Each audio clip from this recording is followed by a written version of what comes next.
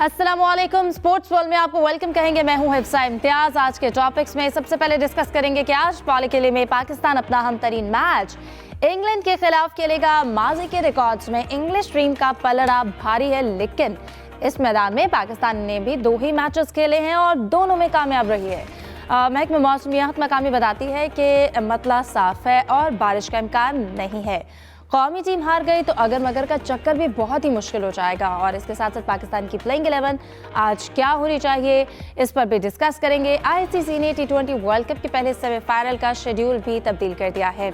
Group 1 की अगर बात की जाए, जहां वेस्ट इंडीज ने जिम्बाब्वे को कल 107 रन के भारी मार्जिन से हराकर भारत के लिए भी खतरे की घंटी बजा दी है। सियालकोट स्टैलियंस की अगर बात करें, जिनकी टीम के मालिक हमजा मजीद भी मंजर-आम पर आ गए। प्रेस कॉन्फ्रेंस में उन्होंने फ्रॉड और जालसाजी के तमाम इल्जामात की भी तरदीद कर दी है। वो कहते हैं कि 3 साल की अदायगियां पीसीबी को कर चुके हैं, जबकि टीम मैनेजमेंट का भी ऐलान किया है।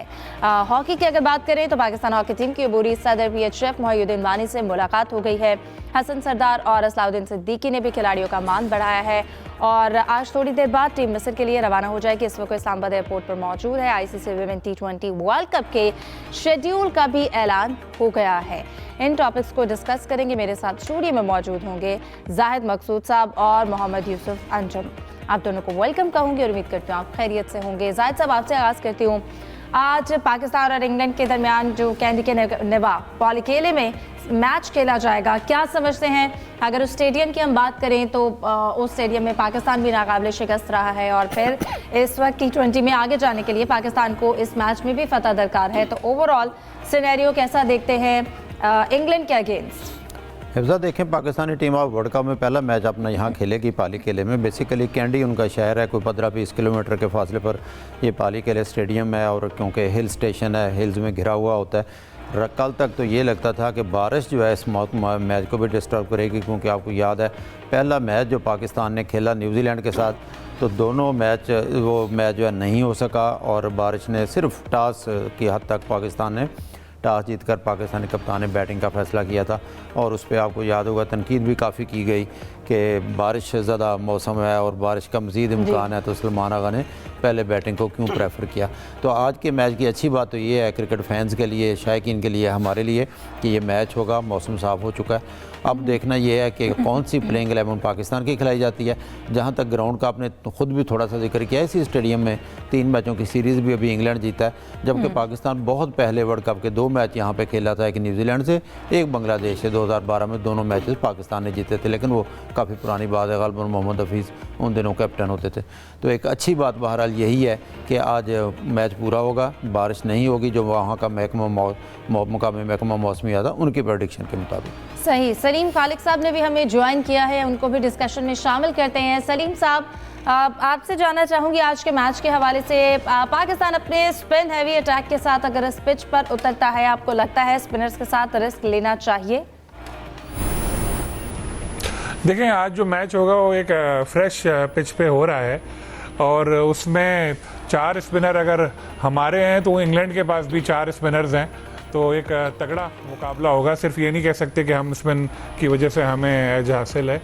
बैटिंग का जिस तरह हमारी बैटिंग स्ट्रगल कर रही है, वैसे ही इंग्लैंड की भी स्ट्रगल कर रही है। हमारे लिए एक अच्छी बात यह है कि इवेंट के जो टॉप स्कोरर हैं साहबजादा फरहान 220 रन बनाकर, जिनको 100 रन चाहिए कोहली से आगे निकलने के लिए, वर्ल्ड कप हिस्ट्री में सबसे ज़्यादा किसी एक एडिशन में रन बनाने के लिए, वो बहुत अच्छी फॉर्म में हैं हमारे। लेकिन उसके अलावा जो दूसरे सारे बैटर हैं हमारे, किसी ने टोटली 100 रन भी नहीं बनाए और बाबर ने भी 66 रन हैं ग़ालिबन उनके, और उनका स्ट्राइक रेट भी 115 है। साइम अयूब भी बदतरीन नाकामी का शिकार जा रहे हैं। तो ये एक हमारे लिए थोड़ा सा एक माइनस पॉइंट भी है। लेकिन फ़खर जमा के आने से उम्मीद है कि कुछ हमारी बैटिंग में बेहतरी आएगी। सलमान आगा परफॉर्म नहीं कर पा रहे, उनको भी नंबर 3 पोजीशन पे जो उन्होंने एक कब्ज़ा किया है, तो उनको अपने आप को परफॉर्म भी करके दिखाना पड़ेगा कि जी मैं इसका हकदार भी हूँ, सिर्फ कैप्टन होने का मैं फ़ायदा नहीं उठा रहा। तो बैटिंग में पाकिस्तान स्ट्रगल कर रहा है। आज उम्मीद है कि साहबजादा की तरह बाकी लोग भी स्कोर करेंगे, क्योंकि एक मैच में साहबजादा नहीं चले इंडिया के खिलाफ तो हमने देखा था कि क्या हुआ था। अगर हम पास्ट को देखें तो T20 वर्ल्ड कप में तीनों मैच पाकिस्तान इंग्लैंड से हारा हुआ है, और आखिरी पाकिस्तान इंग्लैंड के जो 5 T20 इंटरनेशनल हुए 5 इंग्लैंड जीता हुआ है। तो रिकॉर्ड के लिहाज से तो हम लोगों को कोई फौकियत हासिल नहीं है, लेकिन क्रिकेट में हर नया दिन नया होता है, ख़ासतौर पर जो T20 है।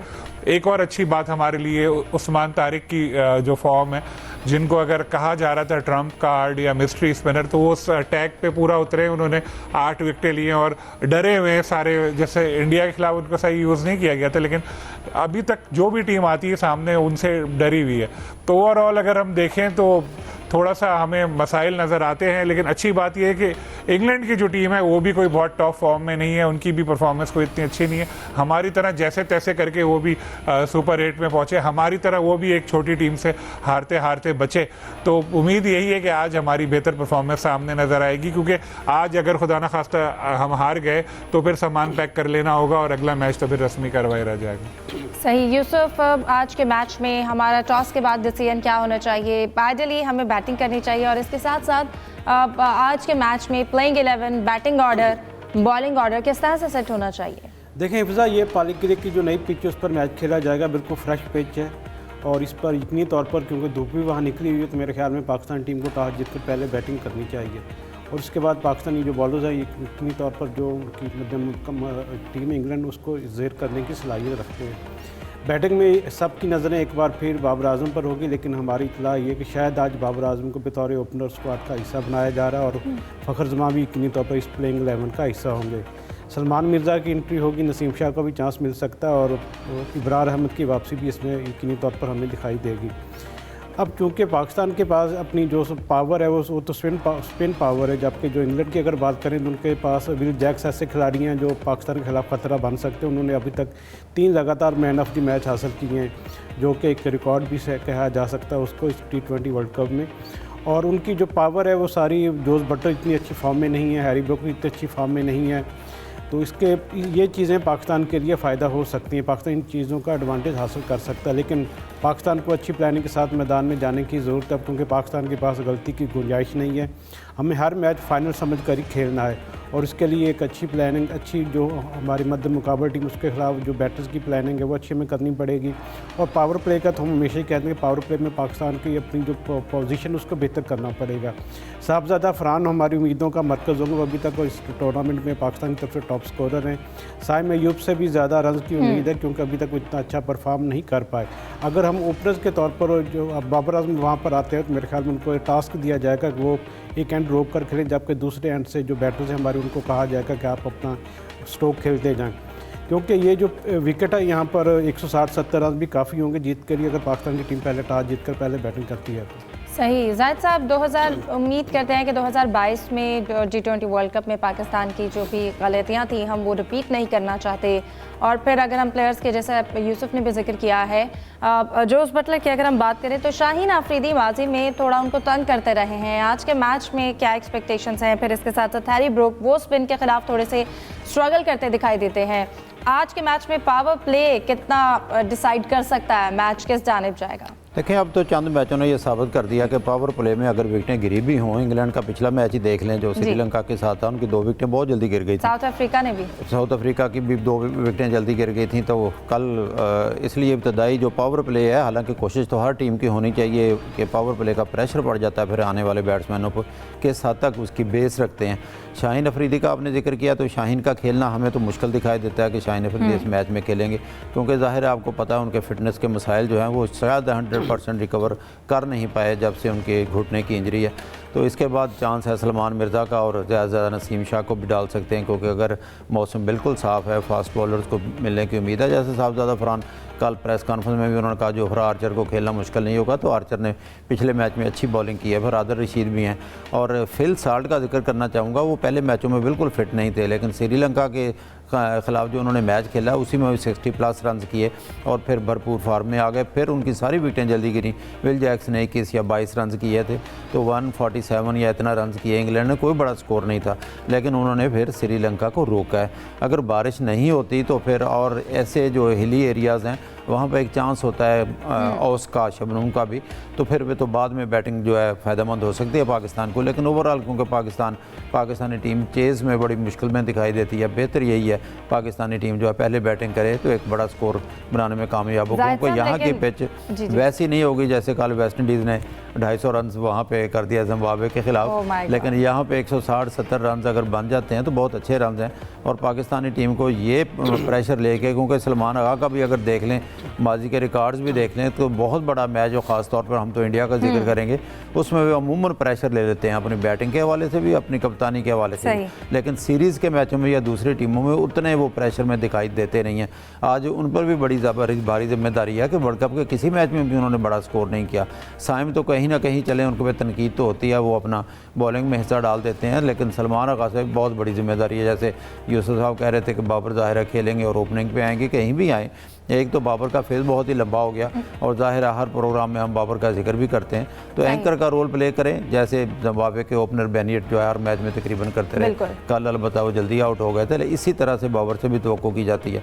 तो पाकिस्तान अगर जो 160-70 कर लेता है पहले तो एक अच्छा होगा, बॉलर्स को भी एक चांस या मौका मिलेगा, क्योंकि हो सकता है अगर नसीम और इब्रार भी आते हैं तो फिर शादाब को भी बाहर बिठाना पड़ेगा। तो प्लेइंग 11 क्या बनती है ये तो जाहिर है शाम को ही पता चलेगा कि आप पहले कप्तान में या कोच के मन में क्या है। सलीम साहब, अब एक सूरत हाल का अगर हम बात करें, अगर ऐसा होता है, बिल्कुल नहीं होना चाहिए, हम बिल्कुल दुआ करते हैं पाकिस्तान मैच जीते, लेकिन हार की सूरत में फिर इफ एंड बट की जो सिचुएशन है, सिनेरियो है, वो कितना मुश्किल होगा पाकिस्तान के लिए, रन रेट का कितना असर पड़ेगा, और अगेन दूसरी टीम्स के इस वक्त रिजल्ट्स देखते हुए पाकिस्तान की सिचुएशन कितनी मुश्किल होगी? बहुत ही मुश्किल होगी। फिर वही कैलकुलेटर्स लेके बैठेंगे, फिर वही कहेंगे ये उससे हार जाए, वो उससे हार जाए, उसकी बस पंचर हो जाए ग्राउंड जाते हुए, उसकी तबीयत ख़राब हो जाए, ये हो, फिर ऐसा हो जाए, फिर ऐसे का फ़ायदा क्या? फिर बताएं, हम लोग यहाँ भी जो पहुँचे हैं वो बमुश्किल पहुँचे हैं। एक हमारा तगड़ा मैच था इंडिया से, वो हार गया, या न्यूजीलैंड से अगर हमारा मैच वॉश आउट हो गया, अगर इस मैच में भी खुदा न खास्ता अच्छा रिजल्ट नहीं रहा, फिर तो सेमीफाइनल खेलने के हम हकदार ही नहीं होंगे। लेकिन आई होप कि ये नौबत ही ना आए और आज हम लोग बहुत अच्छा परफॉर्म करें। उम्मीद तो यही है कि क्योंकि इंडिया के खिलाफ जो है एक दबाव होता है हमारे प्लेयर्स पे, जहनी तौर पर ही पहले ही शिकस्त तस्लीम कर लेते हैं, इसलिए अपनी सलाहियतों का इजहार नहीं कर पाते। लेकिन बाकी टीमों के खिलाफ उम्मीद यही है कि बेहतर परफॉर्म करेंगे। इतना ज़्यादा क्रिटिसिज्म भी आया है और बहुत ज़्यादा प्रेशर भी प्लेयर्स ने लिया है, उनको भी पता है कि अब लोगों की तवक्कुआत बहुत ज़्यादा हैं और यही एक मौका है। तो यही है कि आज शायद चल जाए। फ़खर को मौका नहीं मिल रहा था, जब आए तो बारिश हो गई, उनको भी अपने आप को साबित करना होगा। जिस तरह यूसुफ साहब कह रहे थे कि बाबर को ओपनिंग करवाने का सोच रहे हैं, अगर ये होगा मैं तो समझता हूँ बहुत बड़ा ब्लंडर होगा, क्योंकि आप पावर प्ले के ओवर ज़ाया कर देंगे। अगर बाबर को आप लेकर आए, साहबजादा के ऊपर भी प्रेशर पड़ेगा, बाबर जब अपना मखसूस स्टाइल में खेलेंगे। ठीक है, साइम स्कोर नहीं कर रहे, लेकिन थोड़ा बहुत तो कर जाते हैं और एक आस रहती है कि शायद चल जाए। तो ये देखना पड़ता है कि क्या करती है टीम मैनेजमेंट, क्योंकि बाबर का 115 का तो अभी स्ट्राइक रेट चल ही रहा है। तो बेहतर यही होगा कि जो चल रहे हैं, जिस तरह 1-2 और मैच हैं, साइम से ही उम्मीद रखी जाए कि शायद ये परफॉर्म कर जाएं, या अगर चेंज करना ही है तो फ़खर को ओपनिंग करवा के देख लें। बिल्कुल। पाकिस्तान के ग्रुप के हवाले से अगर हम ग्रुप 1 की भी बात करें तो वहाँ पर भी सूरत हाल बड़ी मुख्तलिफ है और इंडिया के लिए तो स्पेशली बड़ी परेशान कुन है। सूरत हाल को डिस्कस करेंगे, ब्रेक के बाद हमारे साथ रहिए। Welcome back. प्रोग्राम के इस हिस्से में हॉकी के हवाले से बात करना चाहूँगी और प्रोग्राम में हमें ज्वाइन करेंगे ज़ुबैर, उनसे बात करेंगे। बताइएगा, जुल्फ़िकार हमारे साथ मौजूद हैं। आपसे जानना चाहूँगी कि इस वक्त हॉकी टीम की अगर हम बात करें तो वो इस्लामाबाद एयरपोर्ट पर मौजूद हैं और वो इस वक्त मिस्र रवाना होंगी। उनकी मुलाकातें भी हुई हैं यहाँ पर मोहिउद्दीन वानी से। तो क्या अहवाल रहा, टीम का इस वक्त मोराल कैसा है, मुलाकातों में क्या डिस्कशन हुई? जी बिल्कुल, पाकिस्तान आपकी टीम का मोराल काफ़ी हाई है और अल्लाह की ब्लेसिंग से इंशाल्लाह ताला पाकिस्तान वर्ल्ड कप के लिए क्वालिफाई भी कर जाएगा। कंपैरेटिवली कमज़ोर टीमें पाकिस्तान की पूल में शामिल है, ऑस्ट्रिया, चीन और मलेशिया, और पाकिस्तान की टीम का मोराल काफ़ी हाई है। और हर पाकिस्तानी की तरह मेरी भी ख्वाहिश है कि पाकिस्तान की टीम ना सिर्फ इस मेगा इवेंट के अंदर अपनी जगह बनाने में कामयाब हो, बल्कि टीम 1 यूनिट के तहत अगर खेली अपोनेंट टीमों के अगेंस्ट तो यकीनन जीत यकीनी होगी। और इस हवाले से हमारी पाकिस्तान हॉकी फेडरेशन के जो प्रेसिडेंट है मोहिउद्दीन वानी, वो काफ़ी इसमें दिलचस्पी भी ले रहे हैं और काफ़ी उन्होंने अच्छे इक़दाम भी किए हैं। बड़ी स्पॉन्सर कंपनीज को भी वो लेकर आए हैं और जो मैनेजमेंट कमेटी उन्होंने तश्कील दिया उसमें आउटस्टैंडिंग परफॉर्मेंस का मुजाहरा करने वाले लोगों को शामिल किया गया है, जो हर बंदा अपनी फील्ड में माहिर है उसको शामिल किया गया है। एक अच्छा कॉम्बिनेशन बना है मैनेजमेंट के हवाले से। तो माजी में जो खदशात थे पाकिस्तानी प्लेयर्स को मैनेजमेंट के हवाले से उसको दूर करने की काफ़ी हद तक कोशिश की है। तो प्रेसिडेंट जो है मोइनुद्दीन वानी, उनका ये कहना है कि पाकिस्तानी जो खिलाड़ी हैं, जो टीम का जो नेशनल स्क्वाड है, उनको अपनी तमाम तर तवज्जो टीम की तरफ रखनी चाहिए, वन यूनिट की तरह खेलें और ओपोनेंट टीमों के अगेंस्ट जो बेस्ट उनकी परफॉर्मेंस है वो पेश करें। यकीनन कंपैरेटिवली पाकिस्तान के अंदर जो हॉकी का स्टैंडर्ड है वो बहुत अच्छा है कंपैरेटिवली। वो अगर कंपैरिजन किया जाए तो यूरोपियन टीमें यूरोप में काफ़ी आपस में इंटरेक्शन करती हैं, गेम खेलती हैं, तो पाकिस्तानी खिलाड़ियों को कम मौके मिलते हैं। तो एक अच्छा इवेंट है। मिस्र का जो क्लाइमेट है वो पाकिस्तान के क्लाइमेट के साथ काफ़ी मिलता है। जी बिल्कुल। जुल्फ़िकार, ये भी कहिएगा, अभी जो हालिया क्राइसिस चल रहा था मैनेजमेंट के लिहाज से, अभी अबूरी सदर आए हैं, इस वक्त जो रिफॉर्म्स चल रही हैं उनके हवाले से आप क्या बताएंगे? देखिए, डे बाय डे चीज़ें डेवलप होंगी क्योंकि बड़ा इवेंट है वर्ल्ड कप का जो क्वालिफाई करना है और इसका जो क्वालिफाइंग राउंड मिस्र में खेला जा रहा है। एक बड़ा मेगा इवेंट पाकिस्तान के खिलाड़ियों को मिला है और ओपोनेंट टीमों ने भी तैयारी की हुई है। और यकीनन हमारी ख्वाहिश होगी, पाकिस्तान की जो मैनेजमेंट है हॉकी फेडरेशन की, उनकी भी ख्वाहिश है कि पाकिस्तान अपनी आउट क्लास परफॉर्मेंस का मुजाहरा करे। और मिस्र का जो क्लाइमेट, मैंने जैसे कि पहले भी कहा कि बड़ा सिमिलरिटी है और मैनेजमेंट इनको फुल सपोर्ट कर रही है। हर किस्म की लॉजिस्टिक, हर किस्म की इनको बोर्डिंग लॉजिंग की चीज़ें जो दी गई हैं। इस हवाले से मैं एक बात ज़रूरी करना समझता हूँ कि जो वज़ीर दाखिला है पाकिस्तान क्रिकेट बोर्ड के चेयरमैन हैं, उन्होंने भी, मोहसिन नकवी ने भी काफ़ी इनकी हौसला अफजाई की। 10-10 लाख इनको कैश अवार्ड दिया गया। उनकी तमाम तर जो फैसिलिटीज थी वो भी उनको मुहैया करने का उन्होंने यकीन दिलाया। तो जहाँ तक ताल्लुक है पाकिस्तान हॉकी फेडरेशन के मौजूदा प्रेसिडेंट का, काफ़ी दिलचस्पी ले रहे हैं, वो काफ़ी ज़्यादा इनके लिए इक़दाम कर रहे हैं। और कल गुज़िश्ता रोज़ जब इनके एजाज़ में अफ्तार का एहतमाम किया गया, उस दौरान भी उन्होंने सलाउद्दीन भी वहाँ पे मौजूद थे, हसन सरदार भी मौजूद थे। उन्होंने सीनियर प्लेयर की मुशावरत से खिलाड़ियों को बकअप किया है। खिलाड़ी हमारा फ्यूचर के हमारे स्टार्स हैं, इनकी हौसला अफजाई हर पाकिस्तानी को करनी चाहिए और हमें माजी को छोड़कर मुस्तकबिल के हवाले से जो प्लानिंग करनी चाहिए। तो अमाद शकील भट्ट वो काफ़ी एक्साइटेड दिखाई दिए, उनसे हमारी बातचीत हुई तो उनको कहा कि प्रोफेशनल अंदाज में हॉकी को चलाया जा रहा है। तो यही वो अंदाज है जिसके जरिए हॉकी तरक्की करती है। जी बिल्कुल। और जो क्राइसिस चल रहे थे उनमें बहुत ज़रूरी है कि टीम का मोराल जो है वो अच्छा हो। वो मिस्र में इवेंट के लिए जा रही हैं, उनका ये इवेंट बहुत अच्छा गुजरना चाहिए। बहुत शुक्रिया जुल्फ़िकार बेग साहब, आप हमारे साथ मौजूद थे और इस वक्त सारी सूरत हाल से आपने आगाह किया। सलीम साहब, आपकी जानिब आना चाहूँगी। कल एक बहुत ज़बरदस्त मैच हुआ, वेस्ट इंडीज़ वर्सेस जिम्बाब्वे। इस मैच में काफ़ी नज़रें थी क्योंकि इससे पहले इन्होंने अपने जो मैच खेले ग्रुप मैचेस, उसमें वो अपने मैचेस जीतते हुए आई हैं। कल के मैच में अगर हम बात करें तो बहुत ज़बरदस्त स्कोर बनाया वेस्ट इंडीज़ ने। 254 रन्स का हदफ उन्होंने बनाया, 255 रन्स का हदफ उन्होंने दिया जिम्बाब्वे को। इससे पहले अगर हम बात करें, श्रीलंका ने कीनिया के खिलाफ 2007 में आईसीसी इवेंट में 260 रन्स बनाए थे, लेकिन इस वर्ल्ड कप का ये हाईएस्ट स्कोर था। क्या कहेंगे, बहुत आउट क्लास बैटिंग रही वेस्ट इंडीज़ की? जी, हिट मायर का दिन था ये और जिस तरह वो छक्के लगा रहे थे ऐसा लग रहा था वीडियो गेम कोई खेल रहा है। वीडियो गेम पे होता है ना, प्ले स्टेशन पे गेम होते हैं, उसमें इस तरह छक्के लग रहे होते हैं कि कई दफ़ा तो ऐसा लगा कि ग्राउंड से बाहर बॉल चले जाएगी। वेस्ट इंडीज़ की टीम वैसे भी इस इवेंट में 55 छक्के लगा चुकी है और कल तो हिटमायर का दिन था। 2 कैच भी उनके ड्रॉप हुए, बहुत ज़बरदस्त उन्होंने इनिंग खेली जिसकी वजह से ना सिर्फ इस वर्ल्ड कप का सबसे बड़ा स्कोर बना बल्कि ये जो सेकंड जो बड़ी विक्ट्री भी इनको मिली, 107 रन से जीते। इस वर्ल्ड कप की तो सबसे बड़ी ये फतह है। फिर 19 बॉलों पे उन्होंने 50 बनाई, ये भी रिकॉर्ड अपना मुल्की उन्होंने बराबर किया। तो बिल्कुल बेबस नज़र आ रहे थे जिम्बाब्वे के बॉलर्स, खास तौर पे सिकंदर रजा से पता नहीं क्या दुश्मनी थी कि उनको तो खूब छक्के लगाए जा रहे, तो वो इंजर्ड भी हो गए, उनके बॉल भी लगी।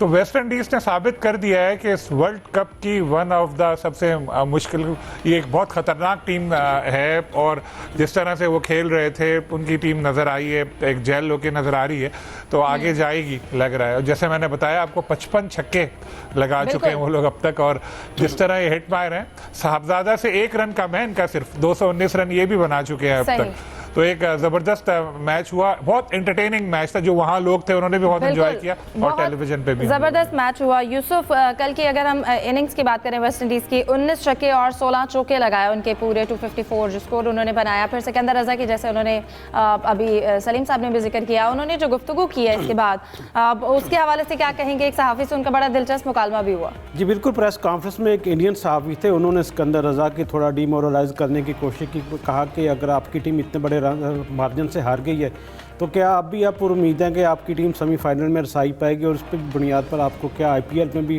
अपना खेलने का मौका मिलेगा? जिस पर उन्होंने सिकंदर रजा ने लाजवाब किया सहाफ़ी को। उनका ये कहना था कि जिस तरह आपकी टीम हारी है इंडियन टीम के, आपको भी पूरी उम्मीद है कि आपकी टीम सेमीफाइनल में पहुंचेगी। अगर वो पहुंच सकती है तो फिर उसके लिए हम भी पूरी उम्मीद है कि हम भी वहां पर खेलेंगे सेमीफाइनल में।